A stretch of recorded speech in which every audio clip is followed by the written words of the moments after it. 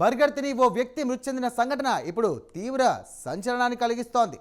ఆ వ్యక్తి red meat burger తిన్న తర్వాత ప్రాణాలు కోల్పోవడం దుమారాన్ని రేపుతోంది. ఇంతకీ ఏం జరిగిందంటే 2024లో న్యూ జెర్సీలో వ్యక్తి ఒక బార్బిక్యూ రెస్టారెంట్లో బీఫ్ బర్గర్ను తిన్న తర్వాత అతడికి అలర్జీ వచ్చింది. ఇక బర్గర్ తిన్న కొద్ది గంటల తర్వాత అతడికి వాంతులు కావడం మొదలయ్యాయి.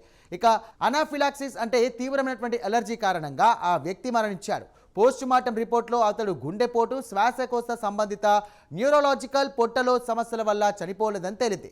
డాక్టర్లు చనిపోయిన వ్యక్తి అన్ని అవయవాలను కూడా నిశితంగా పరిశీలించారు. వాటిలో ఎలాంటి సమస్య కనిపించలేదు. అప్పుడు వర్జీనియాలోని యువిఏ హెల్త్ పరిశోధనల బృందం ఆ వ్యక్తి చనిపోయిన ఘటనకు సంబంధించినటువంటి కేసును అధ్యయనం చేసి ఈ మరణానికి కారణం ఆల్ఫాగాల్ సిండ్రోమ్ అని ఎటకేలకు తేల్చారు. అయితే దురదృష్టవశాత్తు మరణించినటువంటి సమయంలో అతడి లక్షణాలను డాక్టర్లు అనాఫిలాక్సిస్గా గుర్తించలేకపోయారని పేర్కొంది. ఈ సిండ్రోమ్కు చికిత్స లేనందున అలర్జీ ఉన్నవారు బీఫ్ ఉత్పత్తులను పూర్తిగా నివారించాలని పరిశోధకులు సిఫార్సు చేశారు.